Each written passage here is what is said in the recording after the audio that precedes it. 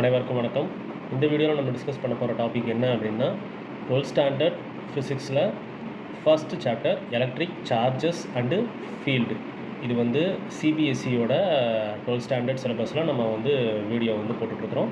So அதில் first chapter electric charges and field. இந்த electric charges and ஃபீல்டில் இப்போ நம்ம டிஸ்கஸ் பண்ண போகிற டாபிக் என்ன அப்படின்னா topic number 1.7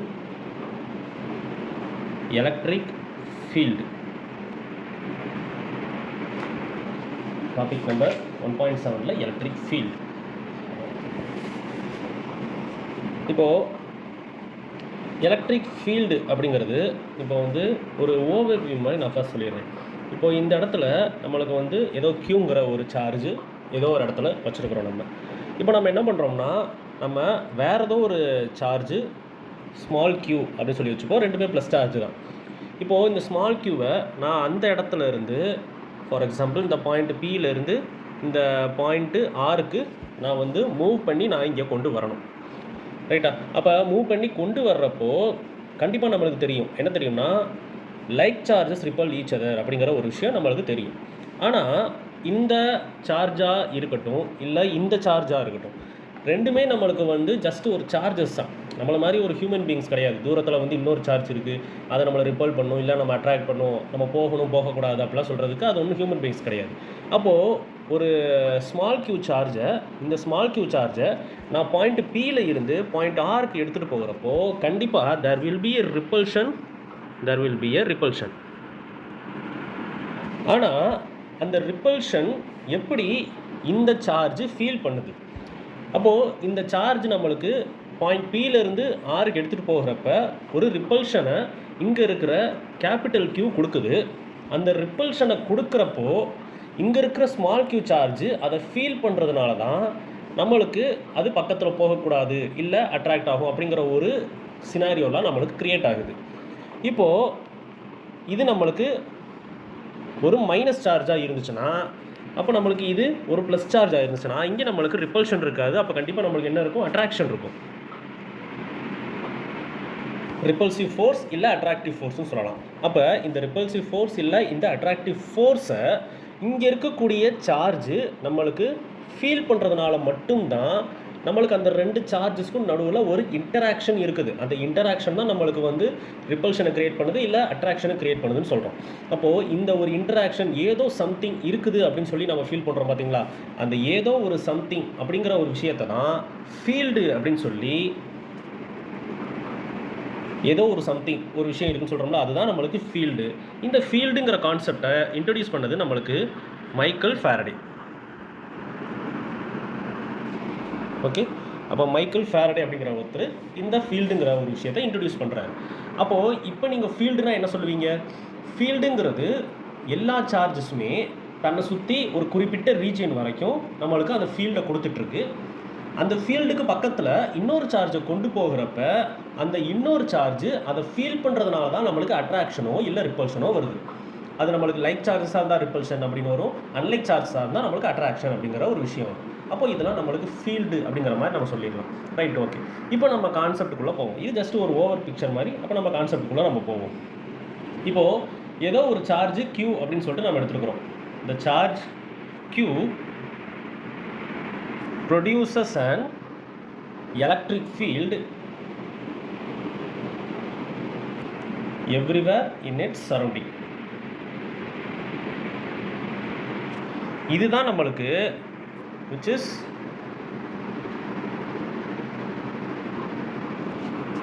experienced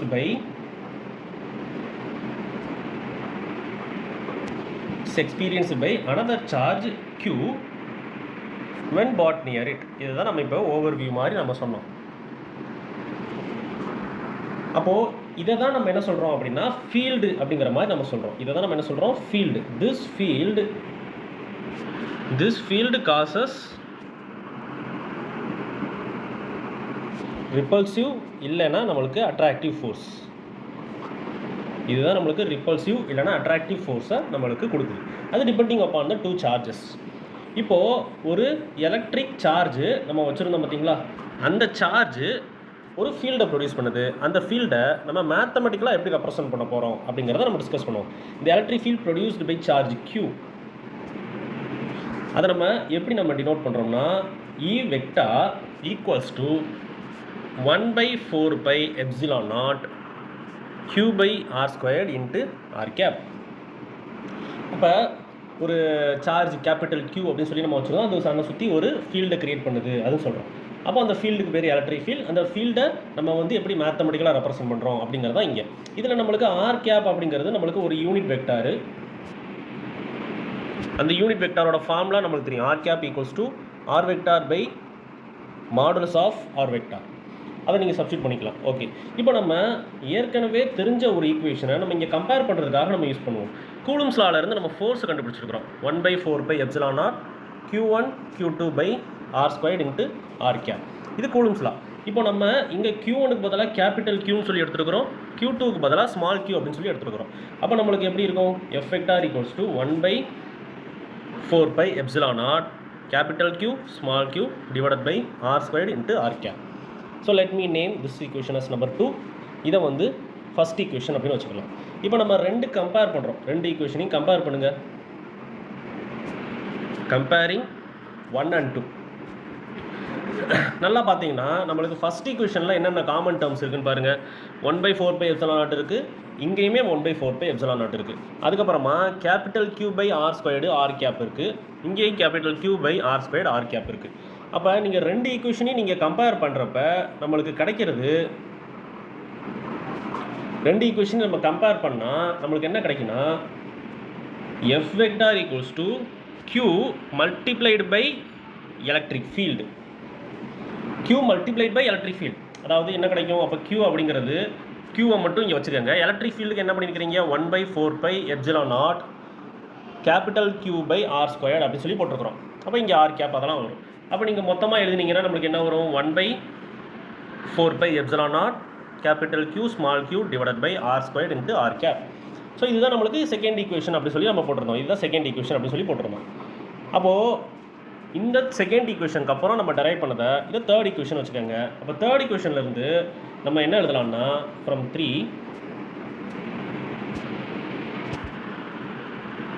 we can write electric field equals to F by Q, F vector by Q. அப்போ இதில் வந்து நீங்கள் எலக்ட்ரிக் ஃபீல்டு எப்படி டிஃபைன் பண்ணுவீங்க? Electric field can be defined as force experienced by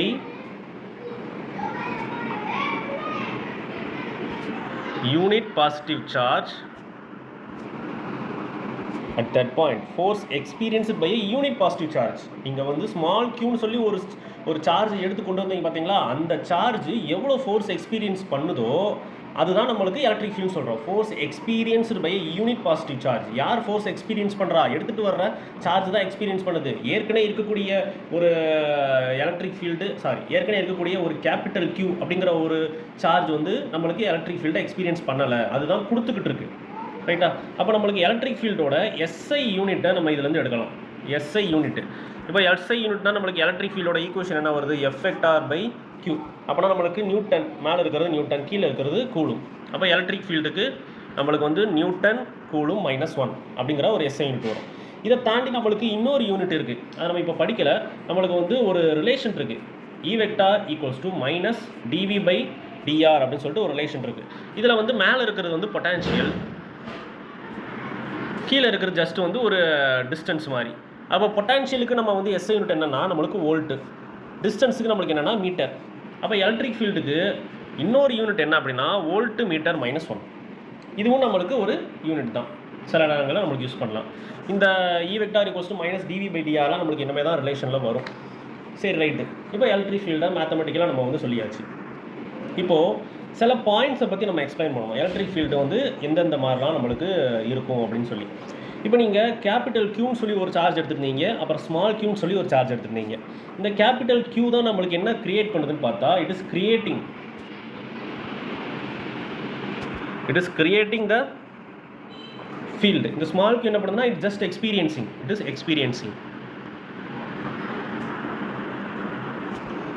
experiencing the field. Create பண்ணக்கூடிய சார்ஜை நம்ம வந்து சோர்ஸ் சார்ஜ் அப்படின்னு சொல்லுவோம். இந்த எக்ஸ்பீரியன்ஸ் பண்ணுறது நம்மளுக்கு டெஸ்ட் சார்ஜ். எக்ஸ்பீரியன்ஸ் பண்ணுறது என்னது? Test charge. அடுத்தது electric field is independent of test charge and it depends only on source charge. அதாவது இப்போ நீங்கள் வந்து இந்த இடத்துல ஒரு கேபிட்டல் Q சார்ஜ் வச்சுருந்தீங்க, இந்த இடத்துல ஒரு ஸ்மால் Q சார்ஜ் நீங்கள் எடுத்துகிட்டு வர ட்ரை பண்ணீங்க. இது வந்து நம்மளுக்கு ப்ளஸ் Q சார்ஜராக இருக்கலாம், இல்லை மைனஸ் Q சார்ஜாக இருக்கலாம்.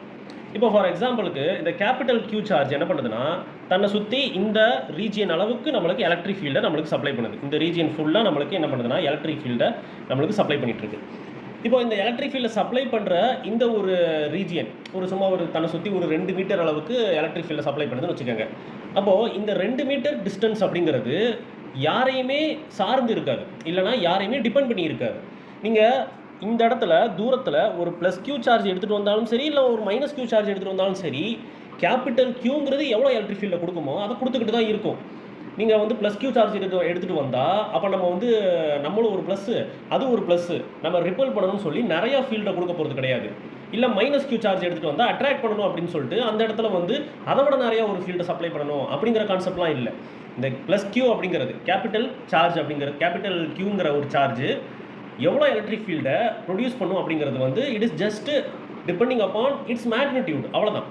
அப்போ நம்மளுக்கு எலக்ட்ரிக் ஃபீல்டு அப்படிங்கிறது சோர்ஸ் சார்ஜோட மேக்னிடியூடை பொறுத்து தான் அமையுமே தவிர, டெஸ்ட் சார்ஜ் எங்கே இருந்தாலும் சரி, இல்லை எவ்வளோ மேக்னிடியூட் இருந்தாலும் சரி, அதை வந்து நம்மளுக்கு நம்பி அதுக்கு மேலே டிபெண்ட் பண்ணி இருக்காது. அப்போ electric field is independent of test charge and it is depends only அந்த சோர்ஸ் சார்ஜோட மேக்னிடியூடை பொறுத்து தான். மேக்னிடியூட் அப்படிங்கிறப்ப நம்மளுக்கு Q ஈக்குவல்ஸ் டு ஒரு 5 கூலுமாக இருந்தால் ஒரு எலக்ட்ரிக் ஃபீல்டை கொடுக்கும், இல்லை நம்மளுக்கு ஒரு 10 கூலுமாக இருந்தால் அதை விட கிரேட்டர் எலக்ட்ரிக் ஃபீல்டை கொடுக்கும். ஸோ இது வந்து மேக்னிடியூட் சம்மந்தப்பட்ட ஒரு விஷயம். Okay, right. அதுக்கப்புறம் இப்போது எலக்ட்ரிக் ஃபீல்டோட ஃபார்முலா நம்ம என்ன படித்தோம்? 1/4πε0 capital Q/r² into r gap. அப்போது மற்ற எல்லாத்தையுமே விட்டுருங்க. எலக்ட்ரிக் ஃபீல்டுக்கும் டிஸ்டன்ஸுக்கும் என்ன ரிலேஷன் அப்படின்னு பார்த்தா it is inversely proportional to each other. அப்போ ஆக்சுவலாக எலக்ட்ரிக் ஃபீல்டு அப்படிங்கிறது இப்போது நான் வந்து ஒரு ப்ளஸ் Q சார்ஜை இந்த இடத்துல வரைஞ்சி நான் இந்த ரீஜியன் வரைக்கும் இந்த ரீஜியன் ஃபுல்லாகவே நம்மளுக்கு எலக்ட்ரிக் ஃபீல்டை வந்து சப்ளை பண்ணிக்கிட்டு இருக்கு அப்படின்னு சொல்லிக்கிட்டு இருந்தேன். அப்போது இந்த பாயிண்டில் ஒரு எலக்ட்ரிக் ஃபீல்டு E1 அப்படின்னு சொல்லிட்டு ஒரு பாயிண்ட் எடுத்துக்கிறேன். இப்போ என்ன பண்ணுறேன்னா அதுக்கு சிறுசாக ஒரு பாயிண்ட் எடுக்கிறேன். இப்போ இந்த பாயிண்ட்டு இது E2 அப்படின்னு எடுத்துக்கோங்க. இல்லை அதை விட சின்ன பாயிண்ட் எடுக்கிறேன், இந்த பாயிண்ட்டு E3.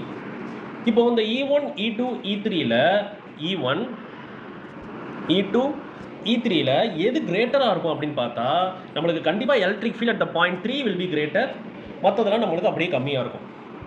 அப்போ பாயிண்ட் 3ல் நம்மளுக்கு கிரேட்டராக இருக்கும், அதை விட கொஞ்சம் கம்மியாக E2ல் இருக்கும், அதை விட ரொம்ப ரொம்ப கம்மியாக E1ல் இருக்கும்.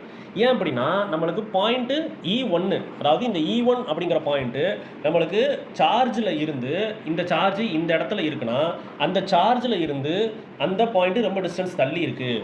அப்போ டிஸ்டன்ஸ் அதிகமாக இங்கே நம்மளுக்கு இந்த r² டிஸ்டன்ஸ் அதிகமாக எலக்ட்ரிக் ஃபீல்ட் நம்மளுக்கு ரெடியூஸ் ஆகும், இன்வர்ஸ்லி ப்ரொபோர்ஷனல். அப்போ E1ல் இருக்கக்கூடிய electric field it will be lesser when comparing to E2 and E2ல் இருக்கக்கூடிய electric field it will be much lesser than the E3. அப்போ நம்மளுக்கு எலக்ட்ரிக் ஃபீல்ட் அப்படிங்கிறது எல்லா இடத்துலையுமே ஒரே மாதிரி இருக்காது. Electric field is depend upon the position. Electric field is dependent upon the position. பொசிஷனுக்கு மேலே டிபெண்ட் ஆகி இருக்கும். இப்போது எலக்ட்ரிக் ஃபீல்டு எல்லாமே நம்மளுக்கு சேமாக இருக்கும்னா நீங்கள் என்ன பண்ணணும்னா ஒரு ப்ளஸ் Q சார்ஜை நீங்கள் எடுத்துருக்கிறீங்கன்னா அந்த ப்ளஸ் Q சார்ஜை சுற்றி நீங்கள் ஒரு ஸ்பியர் நீங்கள் க்ரியேட் பண்ணணும். அந்த ஸ்பியரில் நம்மளுக்கு சென்டரில் ஒரு ப்ளஸ் Q சார்ஜ் வச்சுருக்கிறீங்கன்னா அந்த ஸ்பியரில் இருக்கக்கூடிய எல்லா பாயிண்ட்லையுமே எலக்ட்ரிக் ஃபீல்ட் சேமாக இருக்கும். இப்போ இந்த ஒரு பாயிண்ட்டு இதில் நம்மளுக்கு E1, இதில் E2, இதில் E3 அப்படின்னா இந்த இடத்துல E1 equals to E2 equals to E3. எதுக்காக? Because the distance because the distance from the center to the chosen point is same in sphere. நம்மளுக்கு டிஸ்டன்ஸ் ஆறுங்கிறது சேமாக இருக்குது. இங்கேருந்து இங்கே இருக்கிற டிஸ்டன்ஸும் ஆறு தான், இங்கேருந்து இங்கே இருக்கிற டிஸ்டன்ஸ் ஆறு தான், அப்புறம் இங்கேருந்து இங்கே இருக்கிற டிஸ்டன்ஸ் ஆறு தான். அப்போ டிஸ்டன்ஸு சேமாக இருந்துச்சு, சார்ஜும் நம்மளுக்கு ஒரே சார்ஜ் தான். அப்போ நம்மளுக்கு ஃபார்முலாவில் பார்த்தீங்கன்னா நம்மளுக்கு வந்து இந்த 1/4πε கான்ஸ்டண்ட்டாக போயிடும். க்யூங்கிறது கான்ஸ்டன்ட். இப்போ டிஸ்டன்ஸ் ஆறுமே நம்மளுக்கு கான்ஸ்டன்ட்னா அப்போ நம்மளுக்கு electric field will be same at all points of the sphere. அப்போ எல்லா ஸ்பியர்லேயும் சரி, at the sphere, at sphere electric field will be constant. Electric field will be constant at every points. Okay, so இது நம்மளுக்கு டிஸ்டன்ஸை பொறுத்த ஒரு விஷயம். அதுக்கப்புறமா நம்மளுக்கு வந்து ஒரு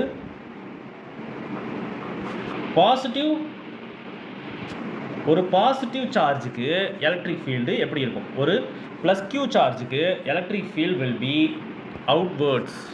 எல்லா பக்கமும் electric field lines plus Q சார்ஜுக்கு நம்மளுக்கு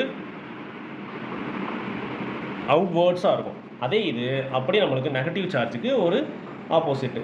நெகட்டிவ்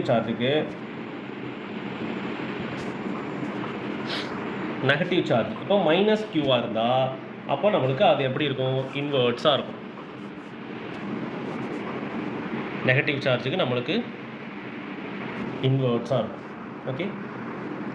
ஓகே, இப்போ நீங்கள் ஒரு ப்ளஸ் க்யூ சார்ஜ் ஒரு மைனஸ் க்யூ சார்ஜ் சேர்த்து நீங்கள் வைக்கிறீங்க. இப்போது இந்த இடத்துல ஒரு ப்ளஸ் க்யூ சார்ஜ் இருக்குன்னு வச்சுக்கோங்க, இந்த இடத்துல ஒரு மைனஸ் க்யூ சார்ஜ் இருக்குன்னு வச்சுக்கோங்க. அப்போது ப்ளஸ் க்யூ சார்ஜுக்கு எலக்ட்ரிக் ஃபீல்ட் லைன்ஸ் எப்படி இருக்கும் அப்படின்னு பார்த்தா நம்மளுக்கு ப்ளஸ் க்யூ சார்ஜுக்கு எலக்ட்ரிக் ஃபீல்ட் லைன்ஸ் வந்து நம்மளுக்கு அப்படியே அவுட்வேர்ட்ஸாக இருக்கும். மைனஸ் க்யூ சார்ஜுக்கு எப்படி இருக்கும்? எலக்ட்ரிக் ஃபீல்ட் லைன்ஸு அப்படியே நம்மளுக்கு இன்வெர்ட்ஸாக இருக்கும். அப்போ இதை தான் நம்ம என்ன சொல்லுவோம்னா எலக்ட்ரிக் ஃபீல்டு லைன்ஸ்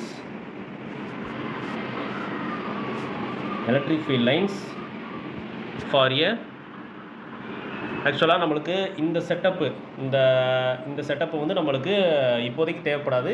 இந்த செட்டப்புக்கு பேர் நம்மளுக்கு டைபோல் அப்படின்னு சொல்லுவோம். ஒரு plus and minus Q charge சேர்த்து வைக்கிறது. பட் அதை பற்றி நம்ம இப்போ பேச மாட்டோம். இப்போ நான் எழுத வந்து என்னன்னா electric field lines for a positive charge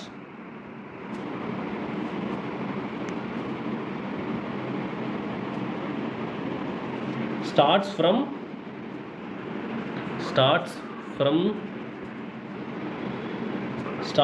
the charge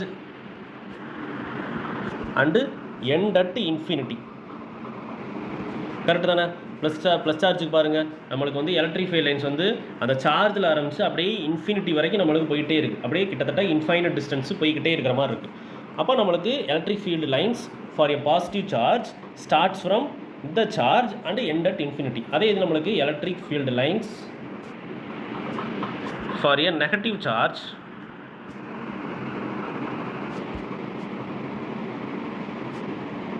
starts from infinity